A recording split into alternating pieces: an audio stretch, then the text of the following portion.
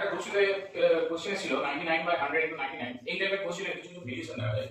কারণ এটা হচ্ছে সবচেয়ে সিম্পলেস্ট ভেরিয়েশন।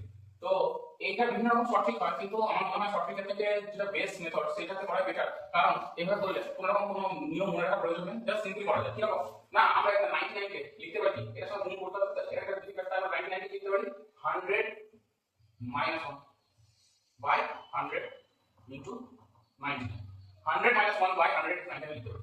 এবার এইটাকে এইটা বাই এইটা মাইনাস এইটা বাই এইটা এইভাবে আমরা লিখতে পারি 100 by 100 minus 1 by 100 into 99। এবার এটা তো ক্যান্সেল আউট হয়ে যাচ্ছে উপর নিচে, তাহলে আমার কত হলো, উত্তর কত হলো, 1 হয়ে গেল। তাহলে 1 into 99 99 minus 99 into 1 কত হয় 99 by 100 ইকুয়াল টু আমাদের এলসিএম কত 100, এখানে কত হবে 9900 minus 99 ইকুয়াল টু 9801 by 100।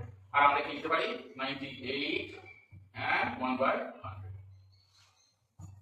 দেখো এই যে অঙ্কটা রয়েছে, এই অঙ্কটা তো আমরা এভাবে করতে পারি। এটা মেথড 2 ও বলে দিলাম তোমাদেরকে। দেখো অঙ্কটা আমি একটু লিখে নিই।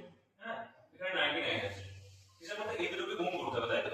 তাহলে 99 আর 99 এর মধ্যে গুণ কর সঠিকটা বার করতে পারি আমরা। কিভাবে করব? দেখো এই যে গুণ করে আমরা 981 81 এক হাতে আর আছে, এই কোনা করে গুণ করব 981 আর 981 81 থেকে যোগ করলে কত হবে 162, 8 পড়ে আছে যোগ করলে কত হবে 170।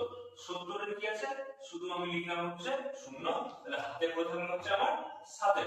আর 981 81 আর 10 হচ্ছে তোমার সরি 7 হচ্ছে তোমার কত 98। তাহলে 9801 হলো, আর নিচে কত পড়ে আছে 100।